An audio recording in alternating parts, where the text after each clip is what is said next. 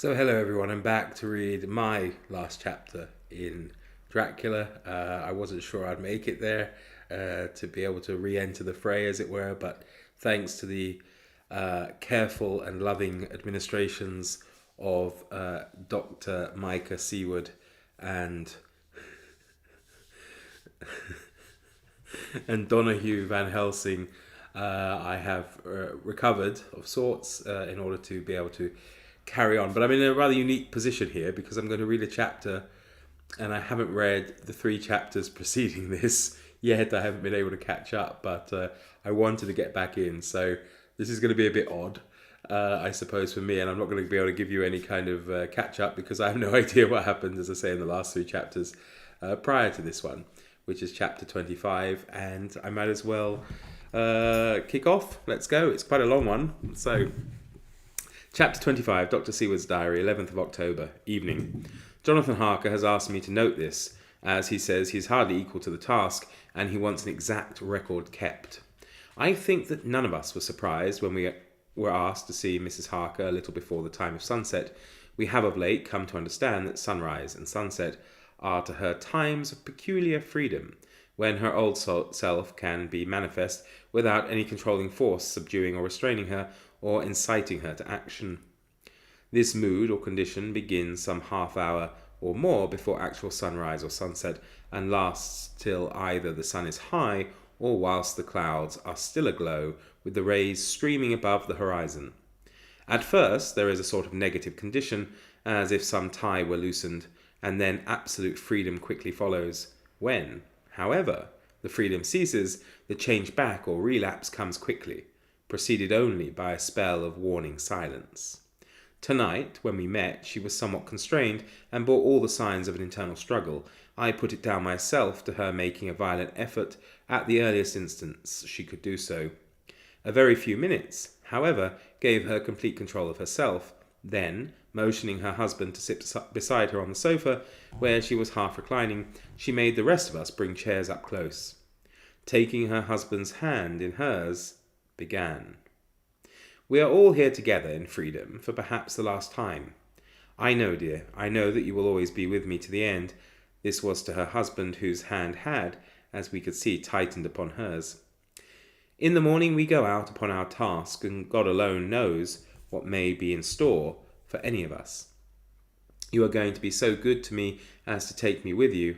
I know that all that brave, earnest men can do for a poor, weak woman, whose soul perhaps is lost. No, not yet, but is at any rate at stake, you will do. But you must remember that I am not as you are. There is a poison in my blood, in my soul, which must destroy me, unless some relief comes to us. Oh, my friends, you know as well as I do that my soul is at stake, and though I know there is one way out for me, you must not, and I must not take it. She looked appealingly to us all in turn, beginning and ending with her husband. What is that way? Asked Van Helsing in a hoarse voice. What is that way which we must not, may not take? That I may die now, either by my own hand or that of another, before the greater evil is entirely wrought.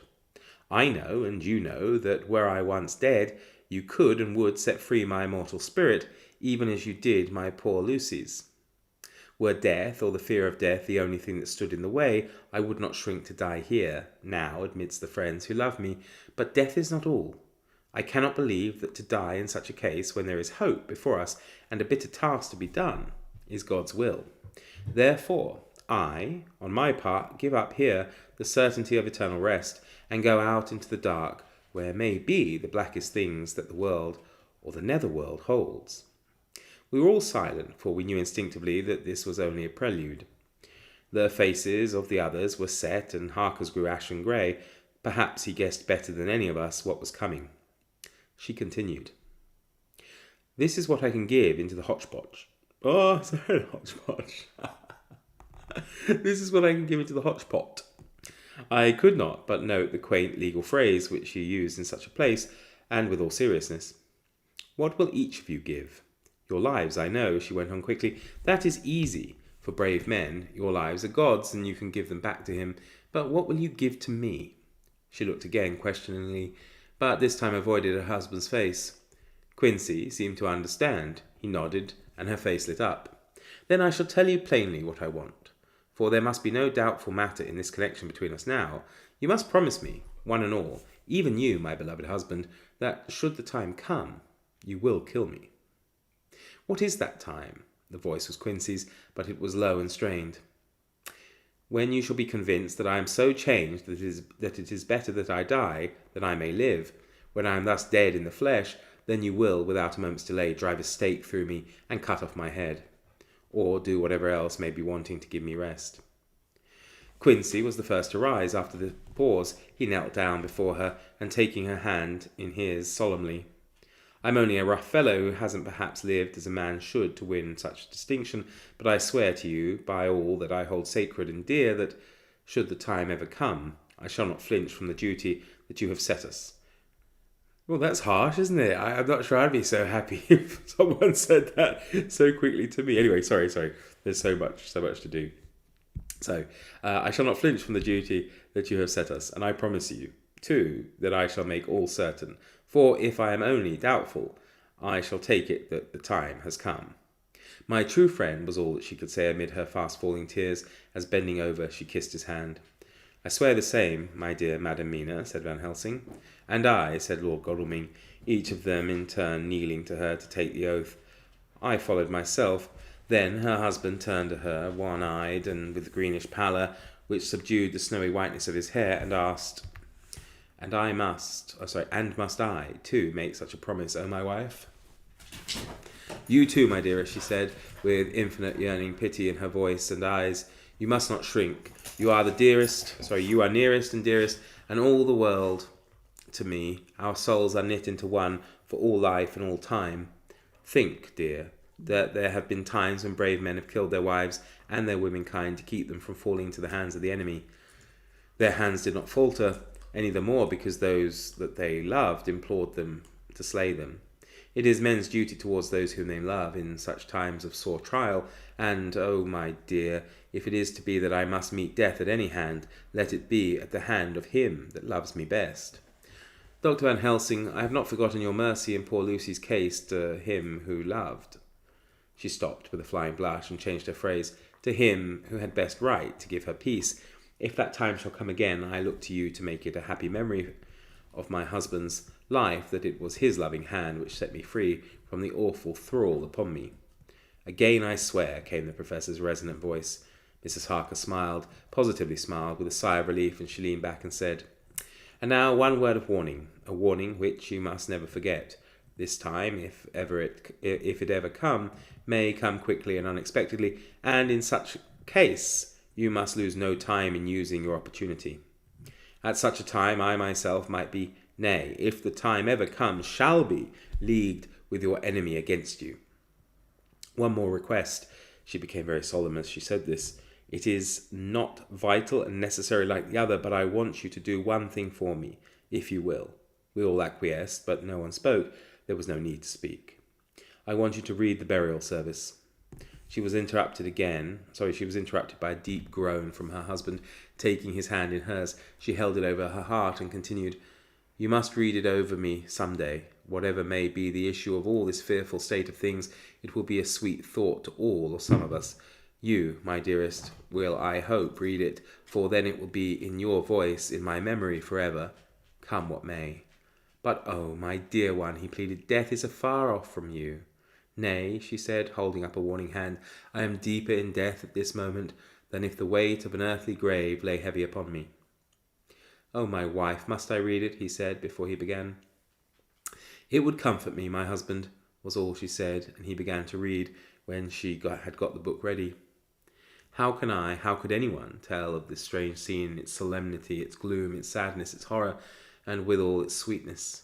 Even a skeptic who can see nothing but a travesty of bitter truth in anything holy or emotional would have been melted to the heart had he seen that little group of loving and devoted friends kneeling round that stricken or sorrowing lady, or heard the tender passion of her husband's voice, as in tones so broken with emotion that often he had to pause. He read the simple and beautiful service from the burial of the dead, I cannot go on. Words and voice fail me. She was right in her instinct, strange as it all was, bizarre as it may hereafter seem, even to us who felt its potent influence at the time. It comforted us much, and the silence which showed Mrs. Harker's coming relapse from her freedom of soul did not seem so full of despair to any of us as we had dreaded. Jonathan Harker's Journal, 15th of October, Varna. We left Charing Cross on the morning of the 12th, got to Paris the same night and took the places secured for us in the Orient Express. We travelled night and day, arriving here at about 5 o'clock. Lord Godalming went to the consulate to see if any telegram had arrived for him. Sorry, I've got my own little monster in the background there. Where are we? Went to the consulate to see if any telegram had arrived for him, whilst the rest of us came on to this hotel, the Odysseus. The Odysseus, yeah. The journey may have had incidents. I was, however, too eager to get on to care for them. Until the Tsarina Catherine comes into port, there will be no interest for me in anything in the wide world. Thank God, Mina is well and looks to be getting stronger. Her colour is coming back. She sleeps a great deal. Throughout the journey, she slept nearly all the time. Before sunrise and sunset, however, she is very wakeful and alert, and it has become a habit for Van Helsing to hypnotize her at such times. At first, some effort was needed, and he had to make many passes. But now she seems to yield at once, as if by habit, and scarcely any action is needed. He seems to have power at these particular moments to simply will her and her thoughts obey him. He always asks her what she can see and hear. She answers to the first, nothing, all is dark, and to the second, I can hear the waves lapping against the ship and the water rushing by. Canvas and cordage strain, and masts and yards creak. The wind is high. I can hear it in the shrouds, and the bow throws back the foam. It is evident that the Tsarina Catherine is still at sea, hastening on her way to Varna. Lord Godalming has just returned. He had 4 telegrams, one each day since we started, and all to the same effect, that the Tsarina Catherine had not been reported to Lloyd's from anywhere. He had arranged before leaving London that his agent should send him every day a telegram saying if the ship had been reported. He was to have a message even if she were not reported, so that he might be sure that there was a watch being kept at the other end of the wire. We had dinner and went to bed early. Tomorrow we are to see the Vice-Consul and to arrange, if we can, about getting on board the ship as soon as she arrives. Van Helsing says that our chance will be to get on the boat between sunrise and sunset. The Count, even if he takes the form of a bat, cannot cross the running water of his own volition, and so cannot leave the ship, as he dare not change to a man's form without suspicion, which he evidently wishes to avoid. He must remain in the box. If, then, we can come on board after sunrise, he is at our mercy, for we can open the box and make sure of him, as we did of poor Lucy, before he wakes. What mercy he shall get from us will not count for much. We think that we shall not have much trouble with officials or the seamen. Thank God, this is the country where bribery can do anything, and we are well supplied with money. We have only to make sure that the ship cannot come into port between sunset and sunrise without our being warned, and we shall be safe. Judge Moneybag will settle this case, I think. 16th of October. Mina's report still the same, lapping waves and rushing water, darkness and favouring winds. Oh, she's like a one-woman shipping forecast, isn't she? We are evidently in good time, and when we hear of the Tsarina Catherine, we shall be ready. As she must pass the Dardanelles, we are sure to have some report. 17th of October. Everything is pretty well fixed now, I think, to welcome the Count on his return from his tour. Godalming told the shippers that he fancied that the box sent aboard might contain something stolen from a friend of his, and got a half consent that he might open it at his own risk. The owner gave him a paper telling the captain to give him every facility in doing whatever he chose on board the ship, and also a similar authorization to his agent at Varna. We have seen the agent, who was much impressed with Godalming's kindly manner to him, and we are all satisfied that whatever he can do to aid our wishes will be done. We have already arranged what to do in case we get the box open. If the Count is there, Van Helsing and Seward will cut off his head at once and drive a stake through his heart. Morris and Godalming and I shall prevent interference, even if we have to use the arms which we shall have ready. The professor says that if we can do so, treat the Count's body.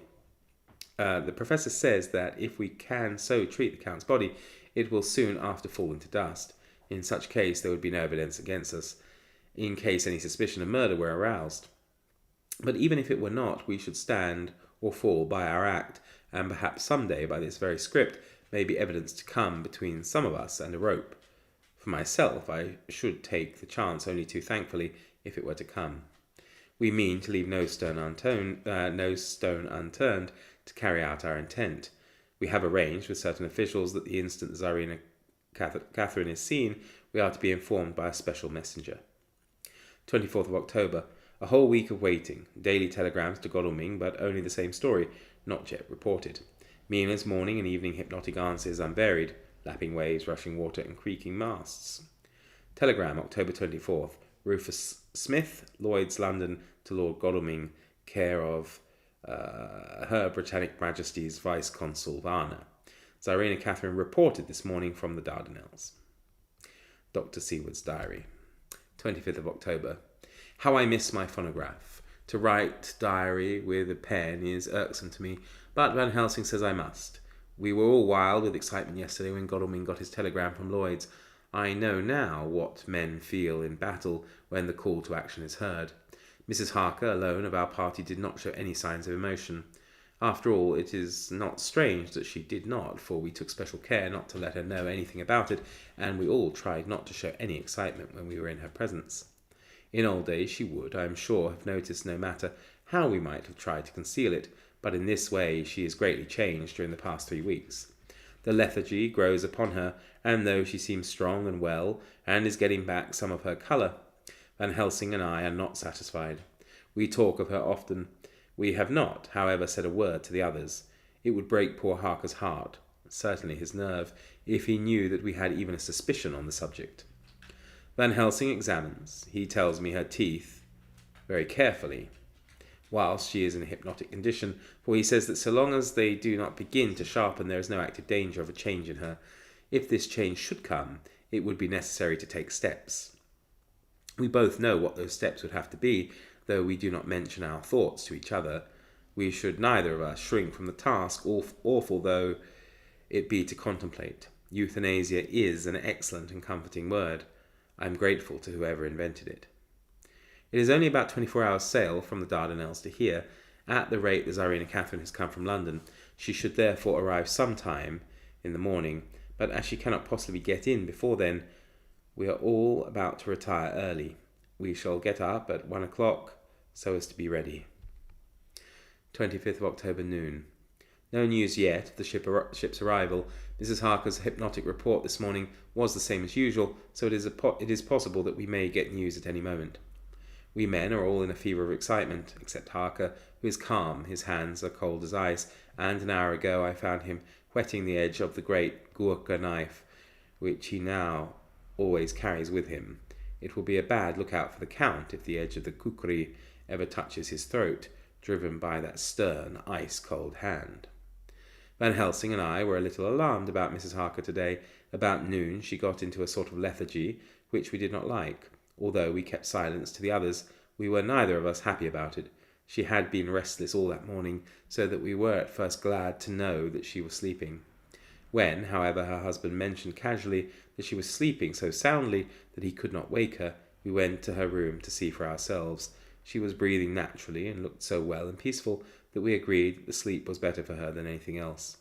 Poor girl, she has so much to forget that it is no wonder that sleep, if it brings oblivion to her, does her good.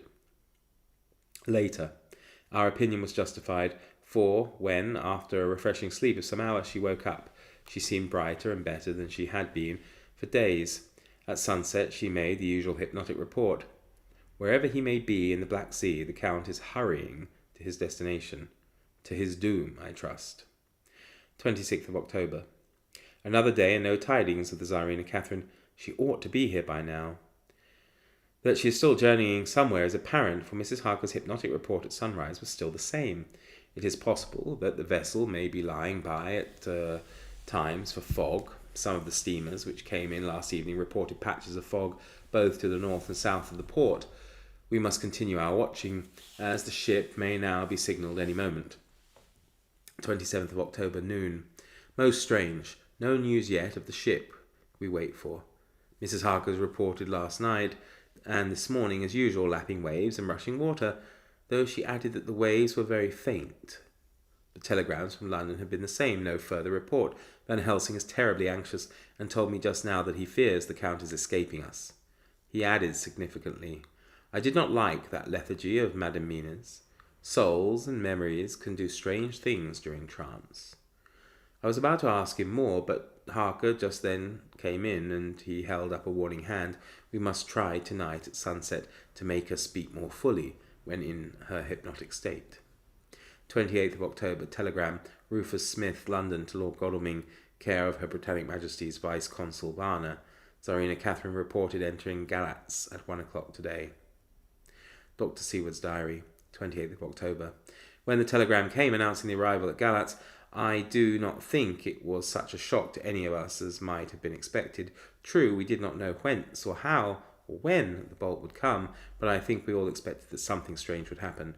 The delay of arrival at Varna made us individually satisfied that things would not be just as we had expected. We only waited to learn where the change would occur. Nonetheless, however, was it a surprise, I suppose, that nature works on such a hopeful basis that we believe against ourselves that things will be as they ought to be, not as we should know that they will be. Transcendentalism is a beacon to the angels, even if it be a will-o'-the-wisp to man. It was an odd experience, and we all took it differently. Van Helsing raised his hand over his head for a moment, as though in remonstrance with the Almighty, but he said not a word, and in a few seconds stood up with his face sternly set. Lord Godalming grew very pale and sat breathing heavily. I was myself half stunned and looked in wonder at one after another. Quincey Morris tightened his belt with that quick movement which I knew so well. In our old wandering days it meant action. Mrs. Harker grew ghastly white, so that the scar on her forehead seemed to burn, but she folded her hands meekly and looked up in prayer. Harker smiled, actually smiled, the dark, bitter smile of one who is without hope, but at the same time his action belied his words, for his hands instinctively sought the hilt of the great kukri knife and rested there. When does the next train start for Galatz? Said Van Helsing to us generally. At 6:30 tomorrow morning. We all started, for the answer came from Mrs. Harker. How on earth do you know? Said Art. You forget, or perhaps you do not know, though Jonathan does, and so does Dr. Van Helsing, that I am the train fiend. At home in Exeter I always used to make up the timetables so as to be helpful to my husband. I found it so useful sometimes that I always make a study of the timetables now. I knew that if anything were to take us to Castle Dracula we should go by Galatz, or at any rate through Bucharest. So I learned the times very carefully. Unhappily, there are not many to learn, as the only train tomorrow leaves, as I say. Wonderful woman, murmured the Professor. Can't we get a special? Asked Lord Godalming. Van Helsing shook his head. I fear not. This land is very different from yours or mine. Even if we did have a special, it would probably not arrive as soon as our regular train. Moreover, we have something to prepare. We must think. Now let us organise. You, friend Arthur, go to the train and get the tickets and arrange that all be ready for us to go in the morning. Do you, friend Jonathan, go to the agent of the ship and get from him letters to the agent in Galatz with authority to make search the ship as it was here. Morris Quincey, you see the Vice-Consul and get his aid with his fellow in Galatz. In Galatz, and all he can do to make our way smooth, so that no times be lost when over the Danube. John will stay with Madame Mina and me, and we shall consult. For so if time be long, you may be delayed, and it will not matter when the sun sets, since I am here with Madame to make report.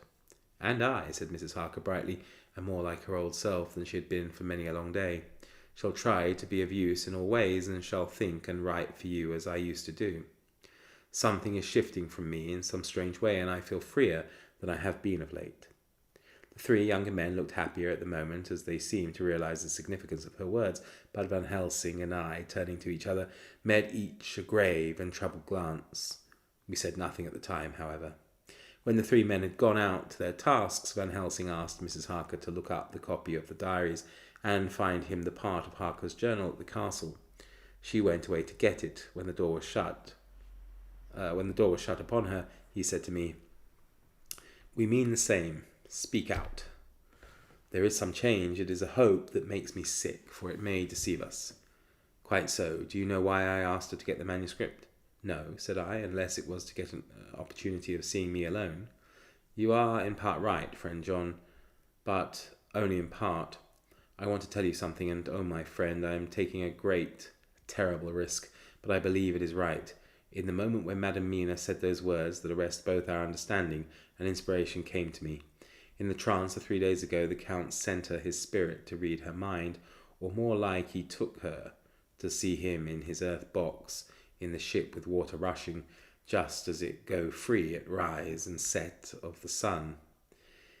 He learned that when we are here, for she have more to tell in her open life, with eyes to see and ears to hear, than he, shut as he is in his coffin box. Now he make his most effort to escape us. At present he want her not. He is sure with his so great knowledge, that she will come at his call, but he cut her off, take her, as he can do, out of his own power, that so she come not to him. There I have hope that our man-brains that have been of man so long, and that have not lost the grace of God, will come higher than his child-brain that lie in his tomb for centuries, that grow not yet to our stature, and that do only work selfish, and therefore small. Here comes Madam Mina, not a word to her of her trance.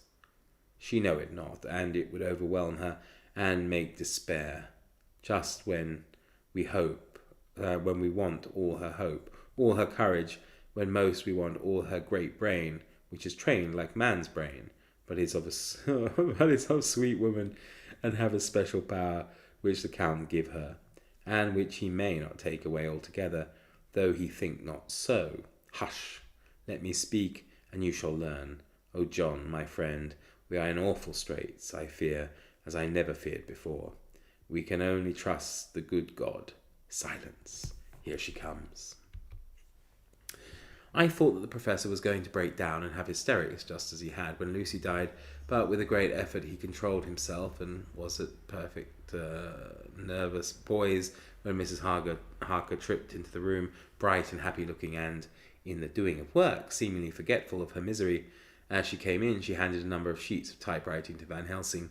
He looked over them gravely, his face brightening up as he read. Then, holding the pages between his finger and thumb, he said, "Friend John, to you, with so much of experience already, and you, too, dear Madam Mina, that are young, here is a lesson. Do not fear ever to think. A half-thought has been buzzing often in my brain, but I fear to let him loose his wings. Here now, with more knowledge, I go back to where that half-thought come from, and I find that he be no half-thought at all, that be a whole thought, though so young that he is not yet strong to use his little wings. Nay, like the ugly duck of my friend Hans Andersen, he be no duck thought at all, but a big swan thought that sail nobly on big wings when the time come for him to try them. See, I read here what Jonathan have written. That other of his race, who, in a later age, again and again brought his forces over the great river into Turkey land, who, when he was beaten back, came again and again and again, though he had come alone from the bloody field where his troops were being slaughtered, since he knew that he alone could ultimately triumph.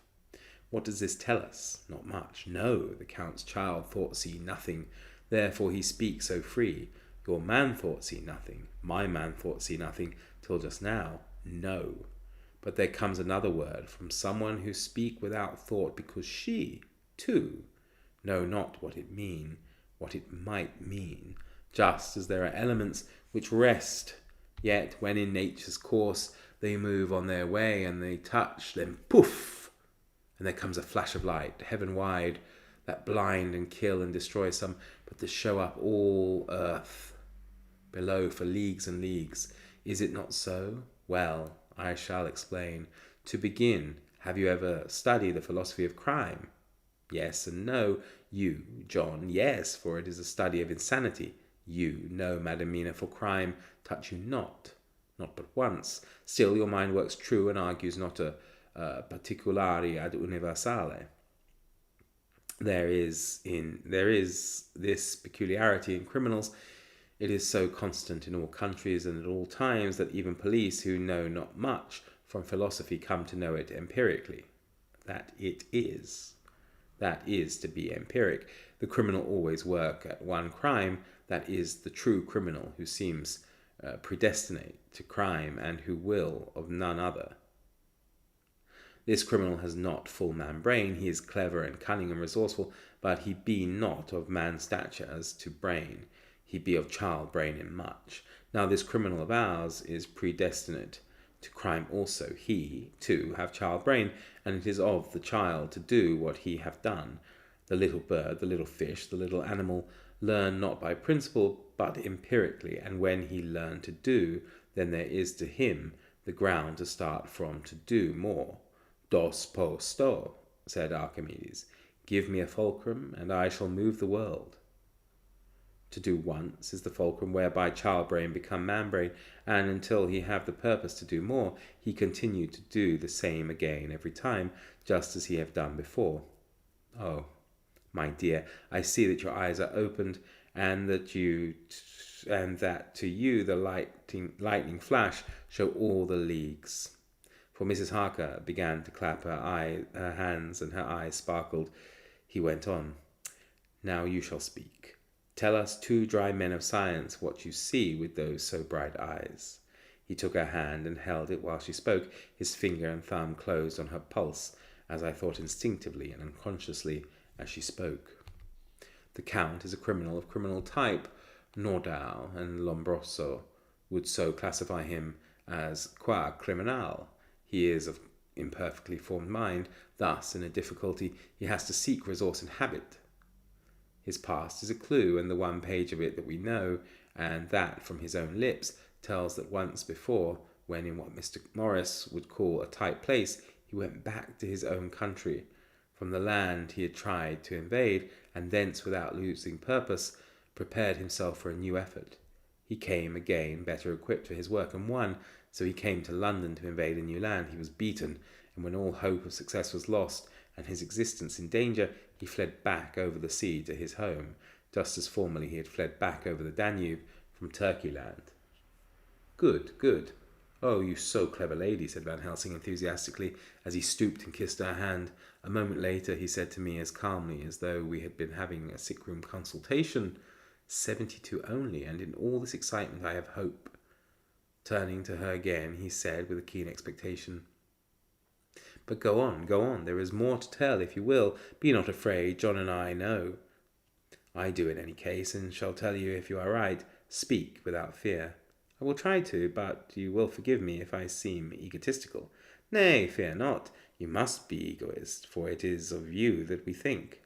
Then, as he is a criminal, he is selfish, and as his intellect is small and his action is based on selfishness, he confines himself to one purpose. That purpose is remorseless.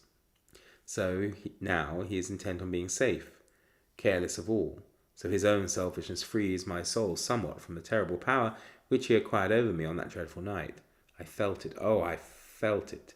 Thank God for his great mercy. My soul is freer than it has been since that awful hour, and all that haunts me is the fear lest in some trance or dream he may have used my knowledge for his ends. The professor stood up.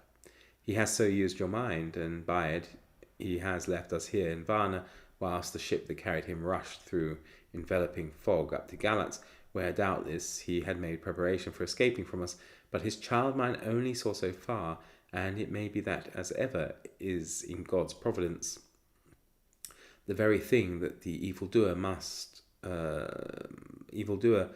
reckoned on for his selfish good turns out to be his chiefest harm. Excuse me, I'm going to have to take a drink. I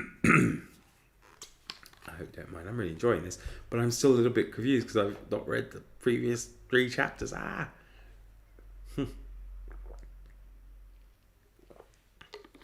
Sorry about that. It's the biggest workout my voice has had since getting back. Where are we? turns out to be his chiefest harm. The hunter is taken in his own snare, as the great psalmist says, for now that he think he is free from every trace of us all, and that he has escaped us with so many hours to him, then his selfish child brain will whisper him to sleep. He think, too, that as he cut himself off from knowing your mind, there can be no knowledge of him to you. There is where he fail. That terrible baptism of blood which he give you makes you free to go to him in spirit, as you have as yet done in your times of freedom, when the sun rise and set. At such times you go by my volition, and not by his, and this power to good of you and others, as you have won from your suffering, is at his hands. This is now all the more precious, that he know it not, and to guard himself, have even cut himself off from his knowledge of our where. We, however, are not selfish, and we believe that God is with us through all this blackness and these many dark hours. We shall follow him, and we shall not flinch, even if we peril ourselves that we become like him. Friend John, this has been a great hour, and it have done much to advance us on our way. You must be scribe and write him all down, so that when the others return from their work, you can give it to them. Then they shall know as we do. And so I have written it whilst we wait their return. And Mrs. Harker has written with her typewriter all since she brought the MS to us. End of chapter. So I don't know I'm all out of sync. I don't know who's following up with the next chapter, but it will be Steve and Micah, or Micah and Steve, seeing us out from this. And it's been a real pleasure, I must say, although I've only managed to do, I think, only 4 chapters before the COVID took me out of the game for a while. But I do hope you enjoyed all of our inputs. And I look forward to seeing what Steve and Micah do with the last 2 chapters as well. I just hope I can catch up before it all ends. And do take care, everybody. Thanks so much for watching. See you then. Bye.